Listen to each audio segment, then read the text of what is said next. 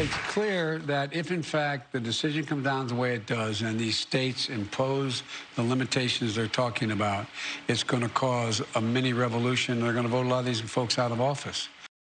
President Biden claiming the repeal of Roe versus Wade would spark a mini revolution during an interview with Jimmy Kimmel last night, while making no mention of the attempted attack on Justice Kavanaugh. The president hoping to use the late night appearance to laugh his way out of these into higher poll numbers, because look at these poll numbers. Do you think it helped? He's at 33% right now. Here to react is former White House press secretary and co-host of Outnumbered, Kayleigh McEnany. Good morning, Kayleigh. Good to join you, Ainsley. Did it help? Do you think his approval rating will go up being on a late night show?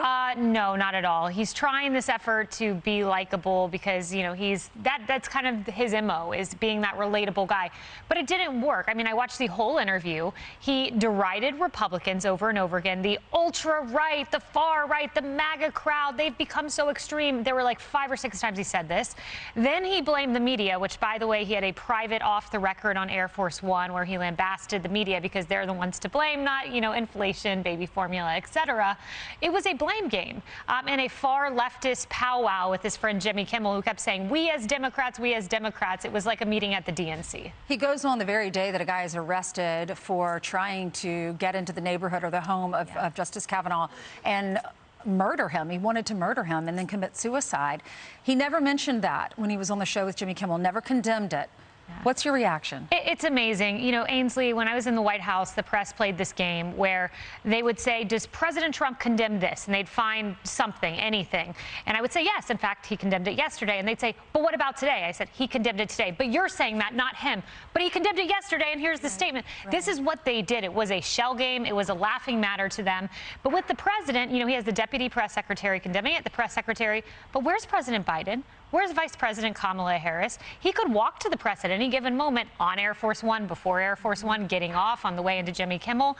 He hasn't done it, but he should. Where's Merrick Garland on this? I mean, if he had become a justice, would he have wanted security? Sure, one would think so. I mean, these are arguably, outside of the president, the 9 most important people in the country. And the fact that they did not have extensive security up until this point, that I was hearing that at one point they used to drive to the Supreme Court, it's totally unacceptable. And especially unacceptable when you consider that the White House encouraged this, Ainsley. We heard the statement from Jen Psaki saying, you know, that so far it's been peaceful. We encourage that.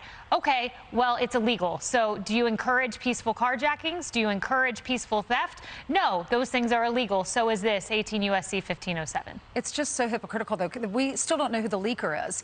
And I'm wondering, are they even trying to find out who this person is? Right. I would hope so. There had been some reporting that the FBI had requested phone records, which is something that would be unprecedented, to ask for the phone records of clerks. But that's exactly what they should do. And honestly, at this point, I think Chief Justice Roberts, put the opinion out now. Get this over with. Get this out of the way quickly. I think it's the best way to protect the court. I hope it doesn't get worse, but I think the best way to make sure there's not this pressure campaign before, release the opinion. Oftentimes, though, they say they don't release those controversial opinions until the very end, which would be the end of June, beginning of July.